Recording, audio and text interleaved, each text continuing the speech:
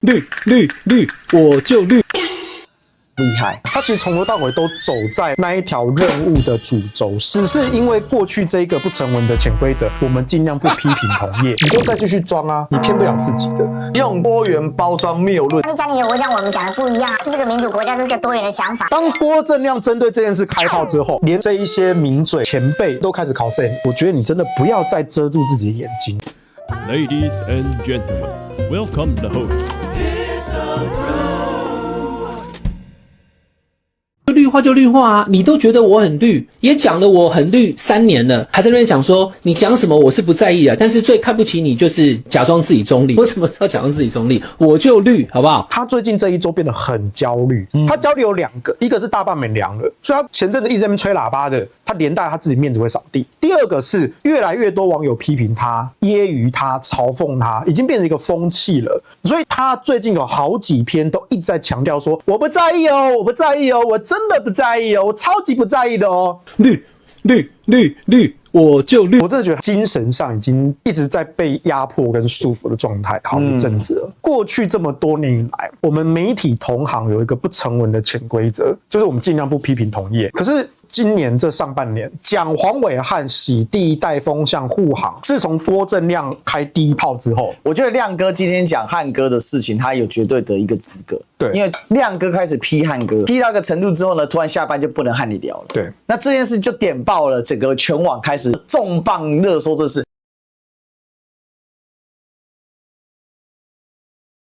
对，我觉得这件事情黄伟汉真的是很站不住脚，而且郭正亮真的很有资格开炮，因为下班和你聊，风传媒做这一档节目，初期的流量就是郭正亮帮忙撑起来的。没错，那你今天把你的开台元老、你的流量大恩人直接赶走，很不光彩的把他逼走，那郭正亮当然有资格开炮啊。有一些前辈有跟我讲一些伟汉的种种的一些言行，只是说他们有时候在台面上不方便讲，因为他们觉得说这不是新闻的主角。那我说我理解啦，你们毕竟是在媒体圈的。可是为什么今年上半年越来越多同行跳出来讲这件事情，甚至是当面考试？说什么我这学习就对了。董哥说要坚定立场，没有做到。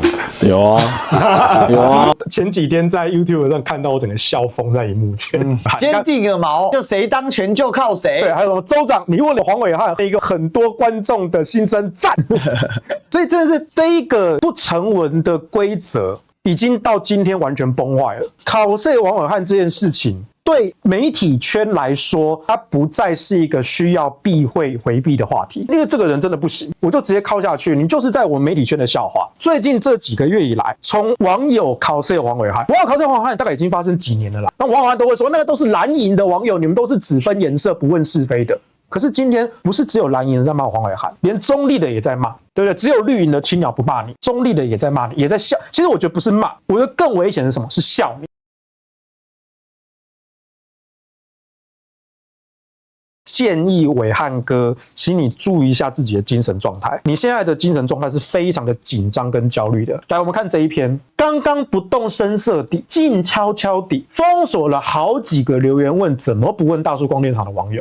后面都不重要了。这一篇好笑的点跟令人担忧的点是开头，不动声色的、静悄悄的封锁了好几个留言，昭告天下。历史哥传给我这一篇的时候，第一眼我没有笑，我第一眼是觉得这句话代表他的精神状态已经到紧绷的边界。绿营那些名嘴也不是真心跟他交朋友啊，绿营看不起他，蓝营看不起他，白营看不起他，到他最爱的赖清德也看不起他。请问这个人到底谁看得起他？因为你知道，就是现在不是有所谓的4大天王吗？对啊，我看到这张图，我如果黄伟汉，我很不舒服。除了辉文哥以外，他不可能去认同黄智贤，绝对对不对？然后你张宇轩，你跟我黄伟汉比，你算什么咖？跟汉哥同辈的老兵，对啊，对张宇轩如此不屑。更有趣的事情是，黄伟汉一定很不爽啊。老兵他当然会考试黄伟汉，老兵也会觉得说张宇轩这种水准不行。可是黄伟汉会觉得说，你张宇轩为什么会跟我黄伟汉相提并论？张宇轩的年资多久？黄伟汉我年资多久？虽然黄伟汉不认同黄智贤，可是智贤姐至少她很资深，而且她是当过主播的、政论节目主持人的，当年还是算是台柱级之一的。只是近年因为政治立场的关系，比较被边缘化了。辉文哥是资深的政论名嘴，那也是黄伟汉的前辈，大概吧。但是差不多。对黄伟汉来说啊，请问这4大天王的第4名，这个人凭什么跟我黄伟汉排在同一行？而而且这个下标还怎么下？小编还说为何张宇轩排最后？那你张宇轩如果不排最后，难道是我黄伟汉排最后？你说你张宇轩什么咖？跟我黄伟汉比，你90要客诉的小编是什么意思？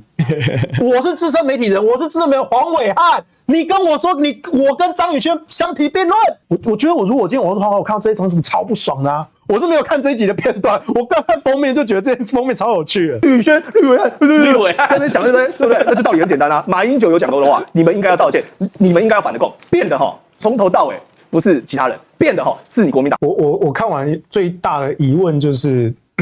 为什么张宇轩要跟89一样画那个纸扎人妆？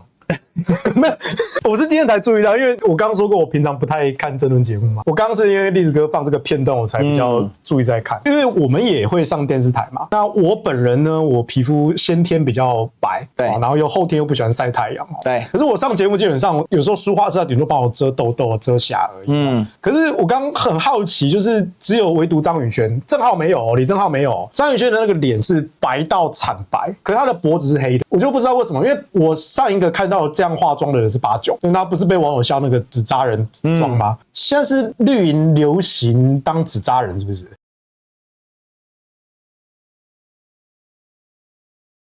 黄伟汉跟张宇轩差别在于，张宇轩会直接点出来啊，你蓝白立委就是舔共卖台啊，你去跟王宏云握手啊，你就软掉，你中国共产党跟中国国民党叭叭叭叭叭。可是实际上，国民党做了什么事情，民众党做了什么事情，他一律不谈。只要你是蓝白，你就是舔共卖，他直接扣你。就他们没有论述的能力，他只是负责把这件事情演得很浮夸。他的论述是什么？没有论述，没有论述啊，内容只有一个，他就是演得很浮夸。内容只有一个，就是啊，你以前这样，为什么现在这样？我问一个问题嘛，那国民党你说这样反攻，那孙中山遗志是什么？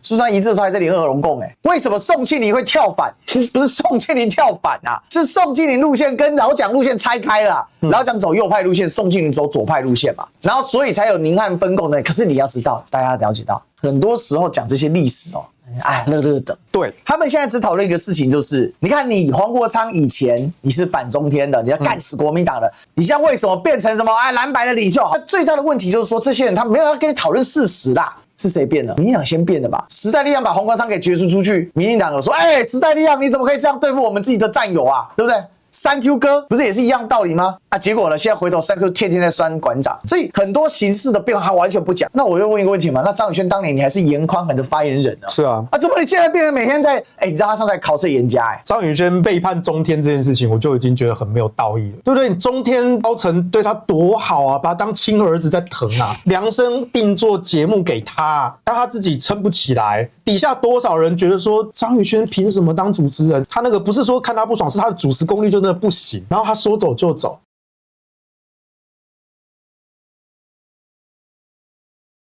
虎口全是狼，黄伟汉翻开覆盖的陷阱卡，原来马英九不认为台湾是国家咖啡红茶酸梅汤人民自己选，对，他很喜欢他发明的那个咖啡红茶酸梅汤理论。近几周他有2个很洋洋自满得意的，一个就是那个3不理论，不该亲中，不该以美，不该不爱台，然后第2个就是咖啡红茶酸梅汤，然后大家自己选择，你不要来批评我，我讲我的，你讲你的。用多元包装谬论这件事情，我老实讲我很不喜欢。就是说你讲你的，我讲我们讲的不一样啊，那很正常，这是个民主国家，这是个多元的想法啊。不然我们也可以来一个肉包、馒头、烧饼、油条。